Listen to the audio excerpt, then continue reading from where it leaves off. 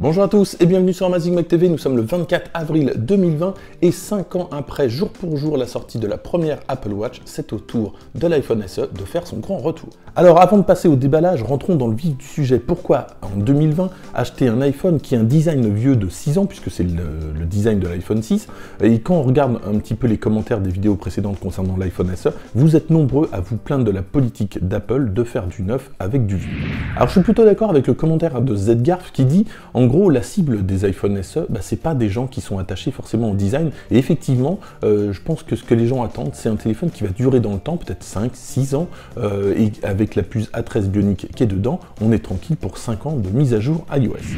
Allez, c'est parti, place au déballage. Cet iPhone SE est disponible dès son lancement en 3 coloris, en blanc, en noir et en Product Red. Et ça, c'est une bonne nouvelle puisqu'une partie du prix du téléphone est directement reversée à la lutte contre le Covid-19. 3 capacités de stockage, 64 Go, 128 Go ou 256 Go. Et c'est vrai que pour 50 € de plus, on passe de 64 à 128, c'est sans doute le bon plan. Dans la boîte, on va retrouver les fameuses notices avec quelques explications sur ce que c'est que le Product Red. Et d'ailleurs, je vous ai fait une petite vidéo, si ça vous intéresse, n'hésitez pas à la voir, je vous la mets en fin de vidéo. Et je vous parle justement des Product Red et de l'histoire des Product Red. On va retrouver également donc, un câble Lightning vers USB qu'on va brancher au chargeur, qui est un chargeur 5 watts. Alors c'est sûr qu'un chargeur 5 watts, c'est peut-être pas terrible par rapport aux 18 watts de l'iPhone 11 Pro, mais dans les commentaires, je vois pas mal de problèmes justement avec l'état de la batterie qui baisse pas mal, et c'est peut-être dû à ce chargeur qui charge peut-être un peu trop vite, mais en tout cas Apple n'en parle pas pour le moment, mais c'est vrai que pour un état de batterie qui dure au mieux, je vous conseille une charge lente, pourquoi pas directement un chargeur sans fil comme celui-ci, puisque oui, l'iPhone SE de 2020 peut se charger sans fil et ça c'est pas mal.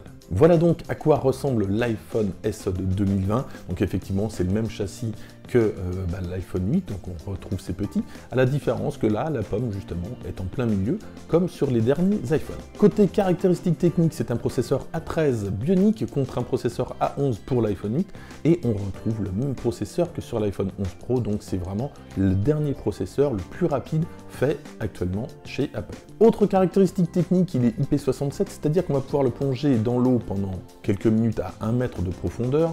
Dans tous les cas, je vous le déconseille, sachez qu'Apple ne prend pas l'oxydation en charge. Et puis pour l'iPhone 11 Pro, on est IP68. Autre nouveauté, si je puis dire, c'est le grand retour de Touch ID. Alors moi je suis pas un grand fan de Face ID et ça je trouve ça plutôt pas mal. À propos de l'écran, on est sur une taille de 4,7 pouces uniquement, pas de 5,5 comme pour l'iPhone 8 Plus. On a un écran LCD, donc c'est forcément un petit peu moins bien que l'écran LED de l'iPhone 11 Pro. Néanmoins, les écrans LCD Apple, vous le savez, sont plutôt pas mal. On a une large gamme de couleurs P3, on a du True Tone, on a 625 de nits contre 800 pour l'iPhone 11 Pro, donc c'est plutôt pas mal. Et puis au niveau du revêtement, on a quelque chose qui permet d'éviter les traces de doigts. Côté appareil photo, le bilan est en demi-teinte, alors on n'a pas toutes les mêmes options que sur un iPhone 11 ou sur un iPhone 11 Pro, notamment on perd le mode nuit, ça c'est plutôt dommage, mais c'est un petit peu évident vu le positionnement du prix, on ne peut pas avoir toutes les mêmes options.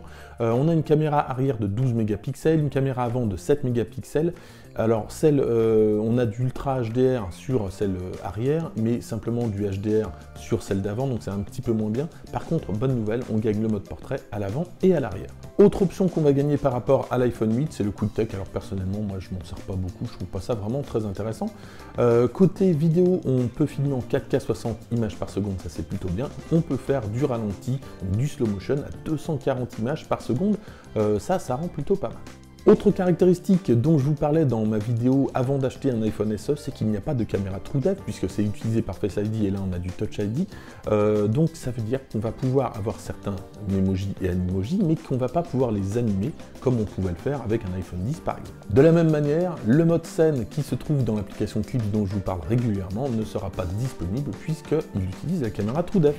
Autre caractéristique de cet iPhone SE 2020, du Wi-Fi 6, ça c'est plutôt pas mal, du Bluetooth 5, on s'en doute un petit peu, 3 Go de RAM embarqué et malheureusement pas de puce U1.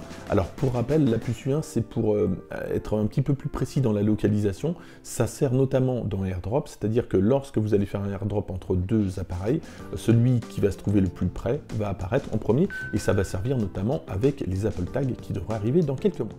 On revient sur la caméra, alors un seul objectif à l'arrière, pas d'ultra grand angle. Par contre, malgré le fait qu'il n'y ait qu'un seul objectif à l'arrière, on a quand même le mode portrait, donc ça c'est plutôt pas mal, et le mode portrait est à l'avant comme à l'arrière. Concernant les haut-parleurs, il y en a deux pour la stéréo, alors un en bas à droite, et puis l'autre là où on écoute le son lorsqu'on passe un appel. La partie en bas à gauche, là où il y a la grille, n'est rien, c'est juste pour faire symétrique. Et puis tant qu'on est là, concernant le bouton Touch ID, évidemment ce n'est pas un bouton, c'est du retour haptique, ce n'est pas un vrai bouton comme sur un iPhone 6S. Concernant les coques, je vous confirme que les coques d'iPhone 8 fonctionnent. Alors ici, je me suis commandé deux coques de la marque Spigen, une transparente et une en noir, et donc ce sont des coques pour iPhone 8. La première en plastique plutôt souple et aucun problème pour accéder au bouton, donc vous voyez au niveau de la caméra, il n'y a pas vraiment de souci. Voilà, ça protège plutôt bien, et puis pour la retirer, voilà, c'est très simple. Et puis en voilà une noire. Alors je m'en suis commandé d'autres de marque Ornarto dont je vous parle régulièrement, mais elles sont un peu plus flashy, et pour la couleur raide, je pense que le noir ça passe quand même mieux qu'un jaune pétant.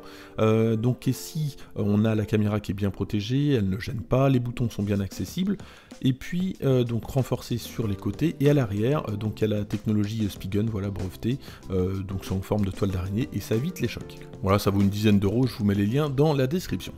En conclusion, c'est un bon petit téléphone à un prix plutôt abordable, en tout cas pour la gamme Apple, et sachez quand même que l'iPhone 8 coûtait encore, il y a quelques semaines, 539 €, donc 50 € plus cher, pour des caractéristiques moins élevées que celle-ci. Alors néanmoins, je ne suis pas persuadé que ce téléphone séduise des personnes qui auraient un iPhone 10, par exemple, qui veuillent renouveler leur téléphone, même si le processeur est un petit peu plus rapide, on va se retrouver quand même vite fait avec quelque chose de moins pratique, l'écran est quand même moins bien, les grosses bords, c'est vieillissant, c'est pas terrible. Par contre, pour ceux qui veulent passer d'Android à iOS, qui veulent débuter, c'est plutôt pas mal, ou même pour ceux qui avaient un iPhone SE ou un iPhone 6, tout cela vont pouvoir renouveler la gamme avec un téléphone et repartir pour quelques années de tranquillité pour un prix plutôt correct.